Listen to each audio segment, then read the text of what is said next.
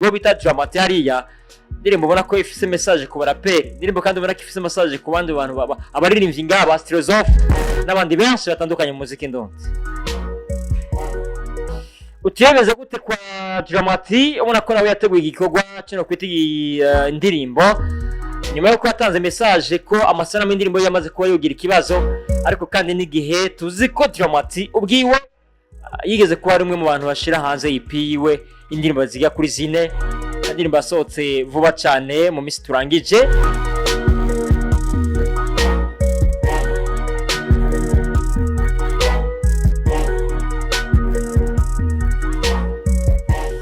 message Dramati yatanze ni yuko itariki ya mbere kwezi kwa gatanu umwaka wa 2025 agiye kweshira hanze indirimbo yise Sambolela ubona ko nimwe mu ndirimbo ze kuza zifite amasanamu kandi adasanzwe ariko benshi baranavuze bati ko biri kose n'umusaza Dramati ashobora kuba agiye kuba umwe mu bahize izina ry'indirimbo ari kuye mu gihugu cy'u Rwanda bishino biharira ko cyane cyangwa ndabize ko cyane kuko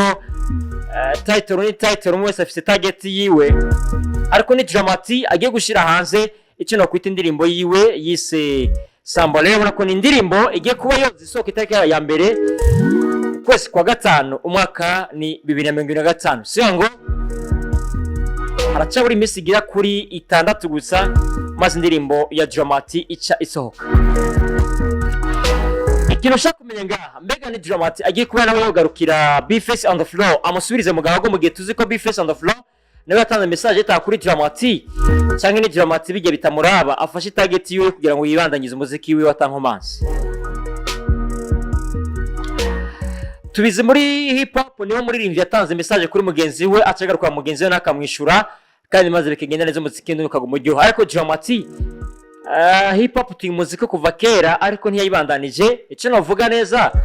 ubwo Dramati nawe n'indirimbo bagiye gushira hanze izo bifise intumbero yo kudisinga B-Face on the floor cyangwa izo bifise intumbero yo ko Dramati ibandanyiza umuziki ndonde ataravye ibyo B-Face yamuvize